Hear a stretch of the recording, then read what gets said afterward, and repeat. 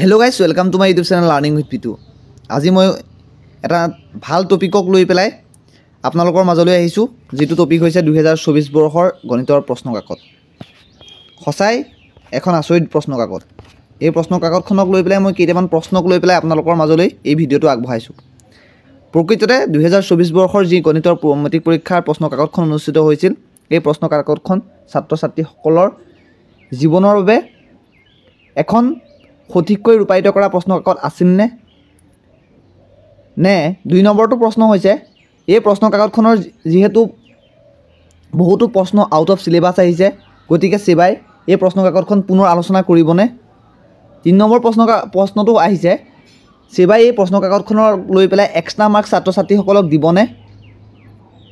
4 number প্ৰশ্নটো হ'ল, কিয় ব্লু প্ৰিণ্ট আছে ছেবাৰ আৰু যি একাডেমিক কেলেণ্ডাৰ আছে আৰু যি চিলেবাছ আছে NCERT চিলেবাছ, সেই চিলেবাছখন সম্পূৰ্ণৰূপে ফ'ল' কৰা নহ'লে এই প্ৰশ্নকাকতখন প্ৰস্তুত কৰোঁতে। এই প্ৰশ্নসমূহক লৈ পেলাই মই এই ভিডিঅ'টো আগবঢ়াইছোঁ। এতিয়া প্ৰথম প্ৰশ্নটো হ'ল যে এই প্ৰশ্নকাকতখনক লৈ পেলাই এতিয়া ছ'চিয়েল মিডিয়া, ফেচবুকতেই হওক বা হোৱাটছআপতেই হওক বা প্ৰচাৰ মাধ্যমসমূহত ব্যাপক সমালোচনা চলি আছে। এই প্ৰশ্নকাকতখন ছাত্ৰ ছাত্ৰীৰ জীৱনক লৈ পেলাই হেতালি খেলাৰ নিচিনাকৈ এখন প্ৰশ্নকাকত প্ৰস্তুত কৰিছে। যিহেতু যিসকল পৰীক্ষাৰ্থী আছে, সেই পৰীক্ষাৰ্থীসকলৰ কিছুমান থাকে অতি উচ্চ ক্ষমতাসম্পন্ন পৰীক্ষাৰ্থী, মেধাসম্পন্ন, কিছুমান সাধাৰণ শ্ৰেণীৰ শিক্ষাৰ্থী থাকে।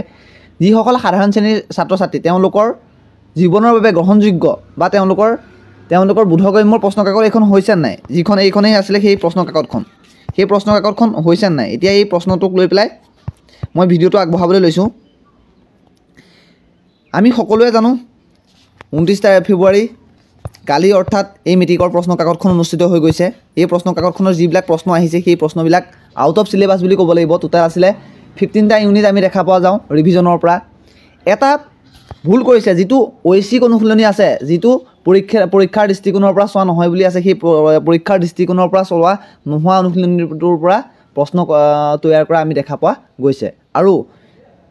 আৰু যিটো বহুপদ চেপ্টাৰ আছে, বহুপদৰ পৰা কি বা এটাও কুৱেশ্যন নাপালেনে?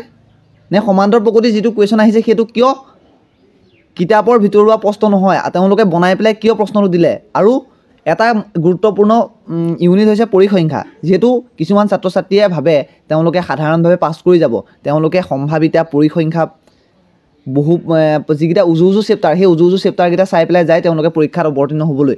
গতিকে সেই তেনেকুৱা ধৰণৰ চেপ্টাৰৰ পৰা তেনেকুৱা ধৰণৰ প্ৰশ্ন কটাটো গ্ৰহণযোগ্য হয় নেকি ছাত্ৰ ছাত্ৰীসকলৰ বাবে? যিটো পৰিসংখ্যা আছিলে, তাৰ যিটো মধ্যমা নিৰ্ণয় কৰাৰ প্ৰশ্ন আছিলে, সেইটো বহুত হাই লেভেলৰ প্ৰশ্ন আহিছে। আৰু মই আপোনালোকক জ্ঞাতাৰ্থে জনাওঁ যে এটা কথা, ছেবাই কোনো ধৰণৰ এতিয়ালৈকে তথ্য প্ৰকাশ কৰা নাই, তেওঁলোকৰ অফিচিয়েল ৱেবছাইট হওক বা কোনো ধৰণৰ তেওঁলোকে প্ৰকাশ কৰা নাই যে এই প্ৰশ্নকাকতখন পুনৰ অনুষ্ঠিত কৰিব বা এই প্ৰশ্নকাকতখনক গণিতৰ প্ৰশ্নকাকতখনক লৈ পেলাই এক্সট্ৰা মাৰ্কছ ছাত্ৰ ছাত্ৰীসকলক দিব। এতিয়ালৈকে কোনো ধৰণৰ ন'টিফিকেশ্যন বা আপডেট তেওঁলোকে দিয়া নাই। এতিয়া প্ৰশ্নটো হ'ল যিসকল অভিজ্ঞ ব্যক্তিয়ে এই প্ৰশ্নকাকতখন তৈয়াৰ কৰিছে, তেওঁলোকে কিয় ছেবাৰ যি NCERT টেক্সটবুক আছিলে, যি কাৰিকুলাম আছিলে, যি ব্লু প্ৰিণ্ট আছিলে, সেই ব্লু প্ৰিণ্ট প্ৰপাৰলি ফ'ল' নকৰিলে? কিয় ছাত্ৰ ছাত্ৰীসকলৰ জীৱনক লৈ পেলাই হেতালি খেলিলে?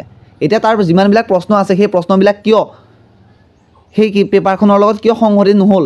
সেই প্ৰশ্নটোক লৈ এতিয়া গুৰুত্বপূৰ্ণ সমালোচনাই লাভ কৰিছে ছেবাই।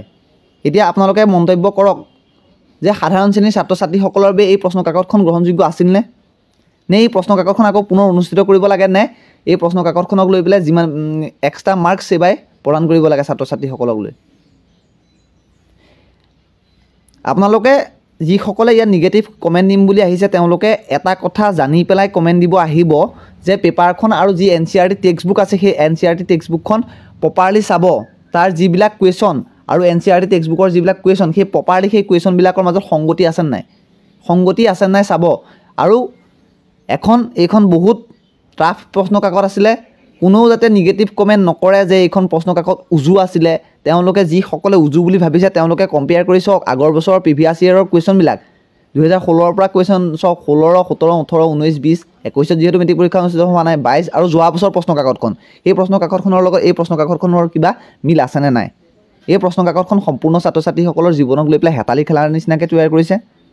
এই প্ৰশ্নকাকতখন হয় পৰীক্ষাটো সদায় আপগ্ৰেড হ'ব লাগে, পৰীক্ষা পদ্ধতিটো সদায় টান হ'ব লাগে, পৰীক্ষা পদ্ধতিটো সদায় নিকা হ'ব লাগে, ৰাইট, প্ৰপাৰলি পৰীক্ষা হ'ব লাগে। কিন্তু এনেকুৱা ধৰণৰ প্ৰশ্ন তৈয়াৰ কৰিব নালাগে যি সাধাৰণ শ্ৰেণীৰ ছাত্ৰ ছাত্ৰীসকলৰ বাবে গ্ৰহণযোগ্য নহয়।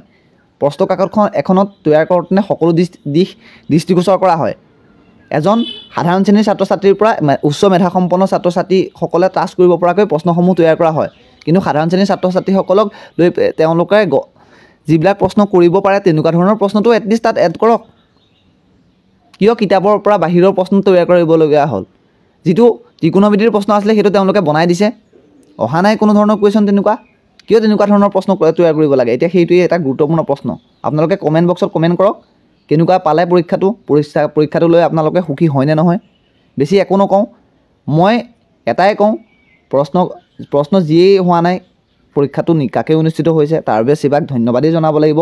আৰু যি পৰীক্ষা পদ্ধতিটো হৈছে সেই পদ্ধতিৰ যিবিলাক প্ৰশ্ন কাকত তৈয়াৰ কৰিছে তেওঁলোকে এটা কথা দৃষ্টি ৰাখক যে NCERT টেক্সটবুকছৰ প্ৰপাৰ চিলেবাছ ফ'ল' কৰক, NCERT টেক্সটবুকৰ সামঞ্জস্য ৰাখি পেলাই প্ৰশ্নসমূহ তৈয়াৰ কৰক যাতে ছাত্ৰ ছাত্ৰীসকলৰ কোনো ধৰণৰ শিক্ষা গ্ৰহণ প্ৰক্ৰিয়াত বা তেওঁলোকৰ মানসিক প্ৰক্ৰিয়াত কোনো ধৰণৰ বাধা নাহে। আজিলৈ ভিডিঅ'টো ইমানেই। যদিহে ভিডিঅ'টো চাই ভাল পালে, কথাখিনি যদি ভাল পালে ভিডিঅ'টো লাইক কৰি দিব, চেনেলটো ছাবস্ক্ৰাইব কৰি দিব আৰু একো বিশেষ নকওঁ। ধন্যবাদ। জয় অসম।